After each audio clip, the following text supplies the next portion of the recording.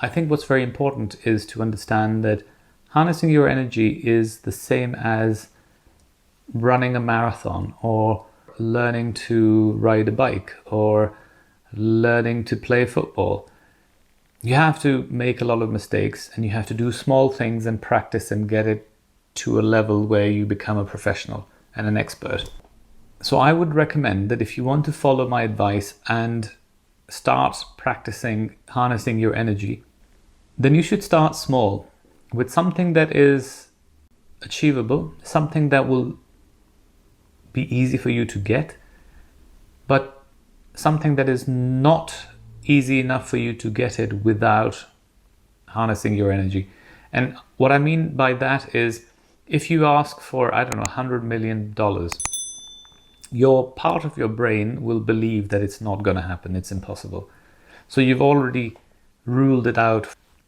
The point that I made before is, even if you have 1% doubt, that will cancel out the whole thing. So for example, 1% doubt is, this is a cup of milk and it's nice and lovely and clean. You put 1 drop of piss, urine in it. Now, once you put that in, all of that milk is not drinkable, because once you know that drop, even though it's so small, so that's 1% and 99% is pure, you're not going to drink it. Same thing happens with the universe. You have to have 100% belief in what you want to achieve. So I would say start with something small that you think you can achieve, and that will build your confidence in your own abilities and your power. How do you go about doing it? Okay, so I will teach you a few tricks and explain how you can do certain things that will help you grant your own wishes. Okay, so let's talk about how we go about doing this. What's the practical way of making it happen? We have discussed so far what is energy, how we harness it, and the daily element of achieving our first small goal. What is it that we do? What you can start off by is a place which is usually in your bed just before going to sleep. When it's quiet, you have no distractions because the lights are off, it's quiet, so your eyes and ears can't get any noise. You can focus on what you are wishing for and maintain that focus. Now, our brain has this habit or tendency to wander away into other thoughts.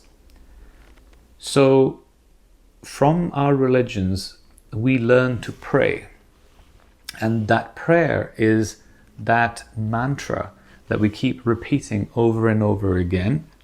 And when we're repeating it, our brain is focused on that. So sometimes people pray in a different language that they don't even understand. I know many Muslims who pray in Arabic, but their first language or even second language isn't Arabic, so they've just learnt these words. Similarly, Jews, they pray in Hebrew, and if they don't speak Hebrew, they will still pray in Hebrew, but they don't know fully what it means. So those kind of things are very powerful and useful, because when you have a mantra or a line that you're praying in your head over and over, because you don't really understand it, you're focused on that sound, that rhythm of what you are saying. And then you have one focus on that, and you place the object that you are desiring, your wish, on top of that.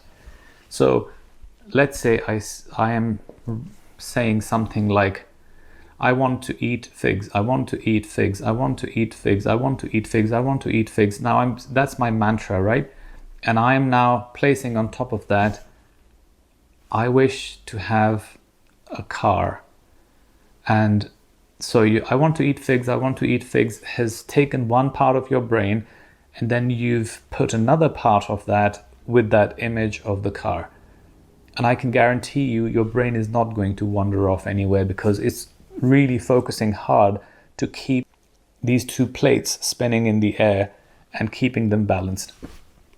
That's how you can achieve 100% focus on that object that you want.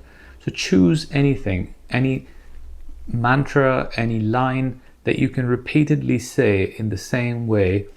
Perhaps it's better to have it slightly longer than "I want to eat figs." And I'm saying this because I saw a candle with fig on it, so it just came to my head. But you can come up with anything, or if you're religious, you may have some religious lines that you pray at church or in a mosque or at a synagogue or a temple, so you can just use those. And while you're lying in bed with your eyes closed and hopefully your partner is asleep and not snoring, then you can just start repeating that and focus the visual image of that item and what you want, and give yourself the feeling, the happiness that you will get from achieving it. At that point, your brain will send out these signals to the universe, and that energy will go out, and your brain will start requesting the universe to send you what you want. There's a very important thing that you have to remember. Universe, I don't want to say God because that will just annoy a lot of people, but the universe does not understand negative things. So if you say, "I don't want to be fat," your focus is fat. You're going to be fat because all you're sending out to the universe is fat, fat, fat.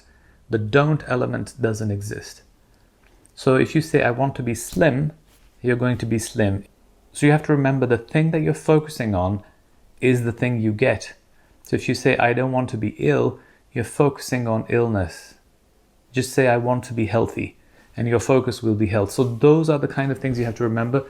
Whatever wish you are asking for will be granted, but start small. Do something tiny that you think is achievable, and then once you achieve it, you'll have more confidence and more belief. Then go upper level, upper level. I've been doing it for most of my life. Maybe I started it maybe when I was 5. I'm 50, so I've been doing it for 45 years, and I can achieve things that are much bigger because I have 100% belief in this, that it will happen.